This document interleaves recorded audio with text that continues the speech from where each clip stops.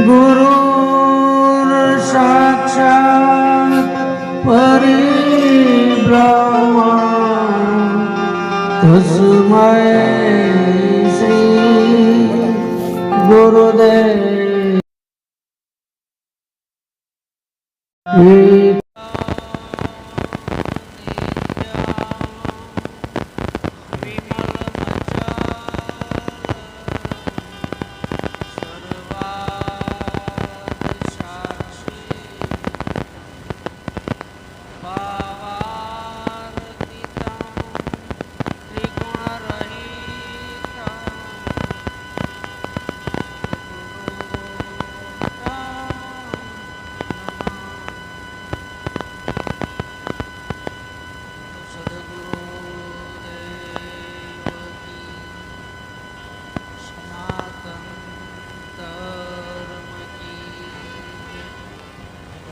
सर्वे हरि गुरु निर्वाण मात की। આજના મંગલમય એવા પ્રસંગે નાગવાસણ ગામની ધર્મધરા અને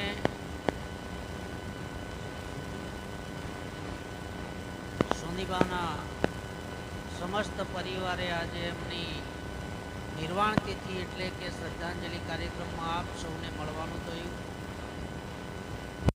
પ્રસંગે આપણને એક એવા મહાપુરુષ મળ્યા અને એમાં આપ સૌને ગૌરવ લેવા જેવી બાબત કે સંતને આમ કોઈ નાત જાત કે વર્ણ હોતી નથી, છતાં પણ વ્યવહાર માટે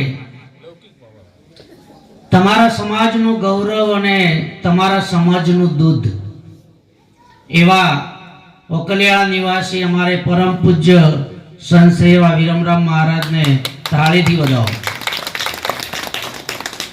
એવા જ બીજા મહાપુરુષ જો પરમાત્માએ બે આંખ આપી નથી કે આ દુનિયાને જોઈ શકતા નથી, પણ એમનું ભીતર એટલું રંગાયેલું છે અને પરમાત્માએ અંતર દ્રષ્ટિ એવી આપી છે। હમણાં નટુભાઈ અહીંયા આયા નાચવા, આંખેથી જોઈ શકતા નતા, પણ ઈશારાથી એમને ખબર પડી કે કોઈ નાચવા આવ્યું છે। એવા લક્ષ્મણરાવ મહારાજ એ પણ તમારા સમાજનું દૂધ ગઢમડાણાથી હમણાં આપણને ગણપતિ વંદના કરી માલધારી સમાજ એમને લાકડી ફેંકી દીધી। જુઓ ક્યાં બેઠા છે અમારે લાલજીભાઈ માલધારી, મહેન્દ્રભાઈ સાધુ વડગામ નિવાસી। મોર ગમે જેટલો તાકાત વાળો હોય પણ જો એને પિંસા ના હોય ને તો રળિયામણો ન લાગે। એમ આ પ્રોગ્રામને આપણે રળિયામણો કરવા માટે અમારે બંને જે વાદકો છે, તબલા વાદક અને બેંજા વાદક, એ બંને મિત્રોને આપણે તાળીથી વધાવીએ। આજનો મહિમા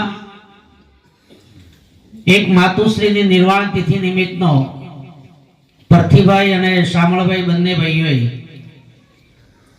આ દુનિયામાંથી ઘણી માતાઓ અને ઘણા પિતાઓ સ્વર્ગે સિધાયા છે, પણ બધાની પાછળ આ ભજન થતું નથી, બધાની પાછળ આવો મહિમા થતો નથી। કારણ કે ભાગ્ય વિના મળે નહીં ભલી ભાતનો ભોગ, ઓબ કેરી પાકે એટલે કાગડાને આવે રોગ, એ ખાઈ ના શકે। બધાને આ કરવું હોય પણ એ બની શકતું નથી। કેમ કે ભાગ્યમાં એ નિર્માણ નથી। અને એવા ધન્યવાદ છે આ માતાજીને કે એમના હાથે એમના જેમ કહ્યું ને લક્ષ્મણ મહારાજે એમ કોઈ સુકૃત કાર્ય થયું હશે એટલે આજે આ સંત પધાર્યા। નહીતર આપણને આ વિશ્વમાં બધું જ મળે પણ સંત કે સદગુરુની કૃપા એ દુર્લભ છે, ના મળી શકે. અને માનું વર્ણન થાય એવું નથી, માનો મહિમા ગવાય એવો પણ નથી. આ વિશ્વની અંદર સર્વશ્રેષ્ઠ કોઈ પાત્ર હોય તો એ માં છે. કૃષ્ણ ભગવાને જ્યારે વિશ્વની રચના કરીને ત્યારે એમને એક વિચાર આવ્યો કે આખું વિશ્વ તો હું ઊભું કરીશ, પણ એનું પાલન કરવા માટે એનું પોષણ કોણ કરશે? ત્યારે એમને એક માનું નિર્માણ કર્યું. સંત અને માં આ બંનેનો એક સ્વભાવ બનાવી દીધો. આપણે નાના હોઈએ ને, ગમે એટલા ખરડાયેલા હોય, ગમે એટલા ખરાબ થયેલા હોય, આપણને કોઈ પકડના એવી સ્થિતિ થઈ હોય અને આપણે દોડતા દોડતા જઈએ ત્યારે માં આપણને ખોળામાં લઈ લે. ક્યારે એના કપડા, એના શરીર બગડવાનો એને કોઈ પ્રકારનો સંશય ના હોય, એમ આપણને માં ખોળામાં લઈ લે. એ રીતે ભારત ભૂમિનો સંત પણ ગમે જેટલા ખરાબ કર્મો કરેલો વ્યક્તિ જ્યારે કોઈ આવા મહાપુરુષના શરણમાં જાય ને, અને એનો પણ ઇતિહાસે દાખલો પડ્યો છે જેસલ. તમે જુઓ, જેસલ જેટલા કર્મો આપણે કર્યા નથી. જેસલે એટલા કર્મો કર્યા હતા, પણ જ્યારે તોરલના શરણમાં ગયો, સાહેબ પીર થઈને પૂજાઈ ગયો. અને એટલે અહીં સંતોએ ગાયું છે, સંતનો સ્વભાવ છે એવો, એ જનેતાની ગોદના જેવો. સંતનો સ્વભાવ છે એવો, જનેતાની ગોદના જેવો. એ માં સુવાડે સંત જગાડે, એ માં સુવાડે સંત જગાડે, ભેળવી દે ભગવાન. સંતનો સ્વભાવ છે એવો, જનેતાની ગોદના જેવો. સંતનો સ્વભાવ છે એવો, જનેતાની ગોદના જેવો.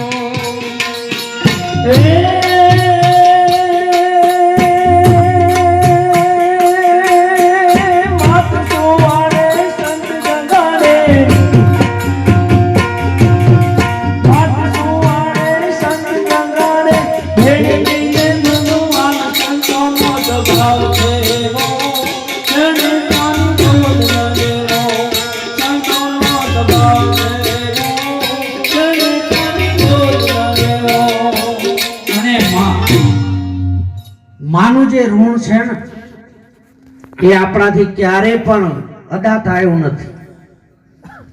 આપણે એક 2 કે 5 કિલોનો પથ્થર હાથમાં પકડી અને કદાચ 4-6 કલાક આમ હાથ રાખવામાં આવે તો શું દશા થાય આપણી? પકડી રાખી શકીએ? એ માએ આપણને 9 મહિના સુધી ગોદમાં રાખ્યા છે, 9 માસ સુધી. અને ઘણાને એવું પણ થાય કે અમારે મા બાપ અમારા ગુરુ છે, આવા ગુરુઓના શરણમાં જવાની શું જરૂર છે? વાત સનાતન છે. પણ માં છે ને, એ જન્મ આપીને આપણને ઊંઘાડી દે છે, બેટા તું ઊંઘી જા. પણ આ જ્યારે સંત મળી જાય, સંતને પણ માં કહી છે. સંત માતા જ્યારે મળી જાય ને, ત્યારે આપણને જગાડી દે. ઉઠ જાગ મુસાફિર બોર ભયો, અબ રેન કહાત સોવત હૈ. જો સોવત સો ખોવત હૈ ને જાગત સો પાવત હૈ. જે જાગી જાય ને એના માટેનું આ જીવન છે સાહેબ. અને માનું ઋણ. અને આપણે જ્યારે માના ઉદરમાં હતા, આપણને એવું થાય કે નામ સ્મરણ શા માટે, નામ શા માટે લેવું પડે, ભગવાનની ભક્તિ શા માટે કરવી પડે? આપણે માની ગોદમાં હતા એ દિવસે પરમાત્માને વચન આપ્યો છે. જ્યારે આપણે એની ઉદરમાં હતા, એના ગર્ભમાં હતા, ત્યારે આપણી આજુબાજુ મળમૂત્ર વીંટાયેલો હતો. અને એ દિવસે આપણે પરમાત્માને અરજ કરતા હતા કે પરમાત્મા, અહીં મને આ વેદના સહન નથી થતી, તું મને છોડ. અને હું બહાર જઈશ ત્યારે તારું ભજન જ કરીશ, સમરણ કે સેવા કે સંત દર્શન કરીશ. પરમાત્મા કે હું તને બરાબર ઓળખું છું, પહેલી વાર અહીં આવ્યો નથી. એ ઘણી માં બદલી છે. 84 લાખ યોનિમાં ફરતા ફરતા આપણને આ મનુષ્ય જન્મ પ્રાપ્ત થયો છે. અને જ્યારે પરમાત્મા સતત દયાળુ છે, દયા કરી દે છે, પણ એને વિશ્વાસ ના આવ્યો. 2 જામીન માગ્યા કે તું જામીન આપ તો હું તને અહીંથી છોડું. આ જીવ કેટલો હોશિયાર છે. જો ગર્ભની અંદર પરમાત્માને છેતરતો હોય તો બહાર આવ્યા પછી તમને મને છેતરે એમાં કોઈ નવાઈ નથી. પરમાત્મા કે 2 જામીન આપ, અને 2 જામીન તૈયાર કર્યા ગર્ભની અંદર, જેને આપણે કહીએ છીએ જમ. પરમાત્માના દૂત જમ એને લેવા આવે છે કે આ જગતમાં જન્મ ધારણ કરી અને પોતાની અનુભૂતિ નથી કરતો, પરમાત્માનું દર્શન ના કરે, સંતની સેવા ના કરે. આ પણ બહાર જમે જામીનગીરી આપી, આનો છુટકારો થયો અને બહાર આવ્યો ત્યારે 2 અક્ષર બોલ્યો, ઉવા. હું અહીંયા ને તું ત્યો, તારે મારે કોઈ લેવા દેવા નહીં. સતો પરમાત્મા દયાળુ છે ને દયાળી, એટલે એને આ જગતની અંદર સંતો ને ફરિશ્તાઓને મોકલ્યા કે તમે જાઓ અને આ જે નામ ભૂલી ગયો છે એને તમે નામ સમરણ આપો. એને જગતમાં આ જે ઊંઘમાં ઊંઘ્યો છે એના અંદરથી તમે એને જગાડી દો, એના સ્વરૂપનું એને ભાન કરાવો. ત્યારે આપણને સંત મળે છે અને સંત આપણને જગાડે છે. છતાં પણ આપણે અત્યારે ઘણી બધી ભૂલો કરીએ છીએ પરમાત્માને યાદ કરવાની. પરમાત્મા બહુ દયાળુ છે, પણ એ કહે છે કે તી ક્યારે બોલાયો ને હું ના આવ્યો, પણ તારા અંતરના સાચા ભાવથી તી ક્યારે બોલાયો. પરમાત્માને બોલાવવો હોય ને તો એના માટે હૃદય જોઈએ. આવું કોઈ કાર્ય કરવું હોય ને તો એના માટે દિલ જોઈએ. 4-5 વસ્તુ એવી પડી છે. અમારે મહારાજ ઘણી વાર કહે છે કે બહાર તમે 100 કિલોમીટર દોડો તો તમને પ્રાપ્ત ન થાય, અંદર ભીતરમાંથી આવે. એક દિલની દાતારી. દુનિયામાં ઘણા બધા પૈસાવાળા છે સાહેબ, આવું કાર્ય ના કરી શકે. પૈસાવાળાથી આ કામ ન થાય, એના માટે દિલ જોઈએ. અને દિલની દાતારી એ ભીતરમાંથી પ્રગટ થાય. એક દિલની દાતારી, એક મનની પ્રશંસા. સાહેબ દુનિયાની અંદર કે આપણા ગામની અંદર ઘણા માણસો એવા છે બારણા સુધી ભર્યું હોય પણ એ ખુશ ના રહી શકે. એમના મનની પ્રસન્નતા જ ના આવે બહાર. એક ટાઢિયો તાવ. ટાઢિયો તાવ જેને આવ્યો હોય ને એને પૂછી લો, અનુભવ હશે. ઉપરથી 4 ગોદડો ઓઢાડી દો ને તોય અંદર હલતો હોય સાહેબ, કારણ કે ભીતરમાંથી આવ્યો છે. અને એક ગુમડાની રૂચ.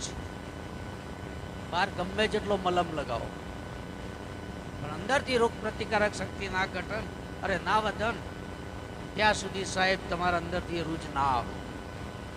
આ વસ્તુઓ અંદરથી પ્રગટ થવા વાળી. અને આપણે આનંદ લેવો હોય તો આનંદ પણ અંદરથી આવે. માઉન્ટ આબુ જવાથી ના આવે સાહેબ. ઘણા આનંદ લેવા એ જ હોય છે, ત્યાં જવાથી નહીં મેળ પડ્યો. આ જીવન પરમાત્માએ આપ્યું છે. સત્સંગ બાપુનો આપણે સાંભળવાનો છે, પણ આ જીવન મળ્યું છે ને તો એને ગમે તો ફેંકી ના દેતા. આ મ્યુનિસિપાલિટીનો ડબ્બો નથી કે બહારનો ગમે તેવો કચરો આપણે ખરીદીને અંદર નાખીએ. વ્યસનોથી બહુ ચેતન રહેજો. દરેક સમાજની વાત છે.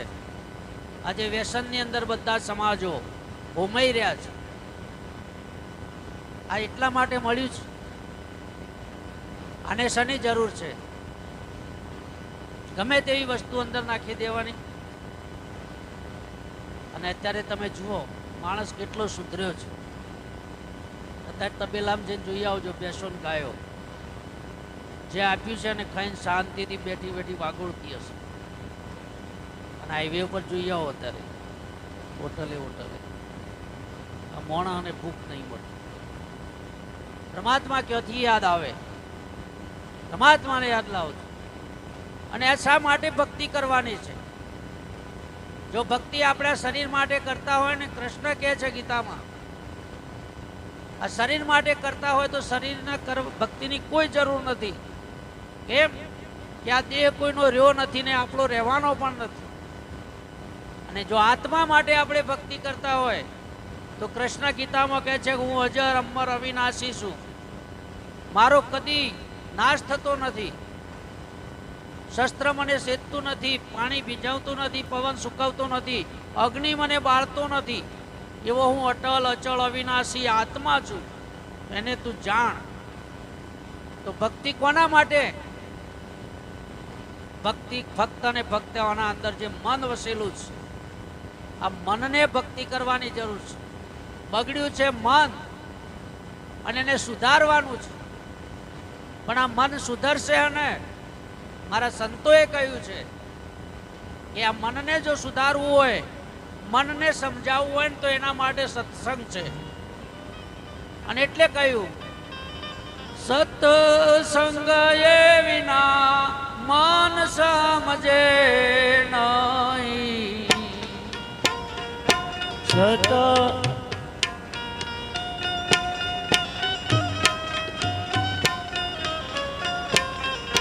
સત્સંગ વિના મન સમજે નહીં. એ સત્સંગ એ વિના મન સમજે નહીં. સુરતા નિગમ પદમાં જાય, સત્સંગ એ વિના મન સમજે હે સુરતા નિગમ પદમો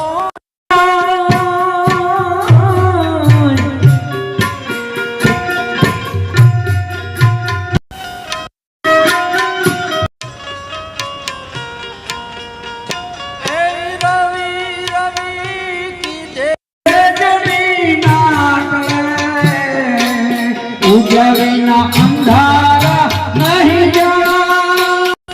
રવિ રે ઉગ્યો ગુરુ ગમ જ્ઞાનનો, તેથી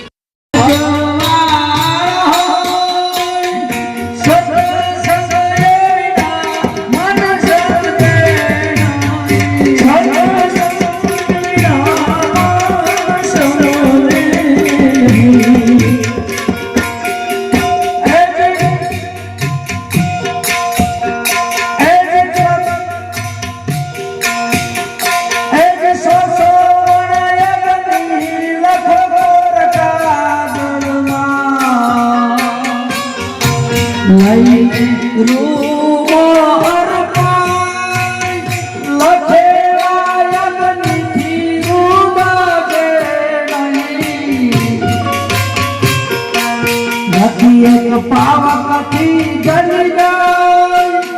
સત્સંગ એના મન સમજે નહીં. હે સત્સંગ એના મન સમજે નહીં. કોઈ મહાપુરુષનો શરણ સ્વીકારી આપણને જો યોગ લાગે ત્યાં સચ્ચિદાનંદ મહારાજ, હાલો, સચ્ચિદાનંદ મહારાજે એમના અનુભવમાં લખ્યું છે કે ભારતના અંદર 20,000 જેટલા સંપ્રદાયો ચાલે છે. તમને જો રુચિ હોય, જો પ્રેમ હોય, જો ભાવ હોય, ત્યાં જઈ અને નામ સ્મરણ સ્વીકારી લેજો અને આ જે જન્મ મળ્યો છે ને એને સુધારી દેજો. હવે આપણે વિરમરામજી મહારાજને સાંભળવાના છે. બધા શાંતિથી બેસજો, બહુ મોજ આવશે. બધી જ પ્રકારની આપણને શાંતિ મળે એવો સત્સંગ એમના ત્યાંથી આપણને સાંભળવા મળશે.